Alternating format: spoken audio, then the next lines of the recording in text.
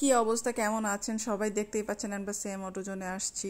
আপনারা অলরেডি জানেন যে আমরা মোটো ওলফের ফগ লাইট নিয়েছি আমাদের অ্যাভেঞ্জারের জন্য, সেই সাথে লিভার গার্ডটা নিলাম, সেটাও মোটো ওলফেরই। এবং এগুলো আমরা নিয়েছি গিয়ার স্টেশন বিডি শপ থেকে। যদি আপনারাও কেউ নিতে চান তাহলে সরাসরি চলে আসবেন মোহাম্মদপুর আদাবর রিং রোড শাহাবুদ্দিন প্লাজাতে, অথবা কেউ যদি অনলাইনে অর্ডার করতে চান তাহলে যোগাযোগ করুন গিয়ার স্টেশন বিডি ফেসবুক পেজে।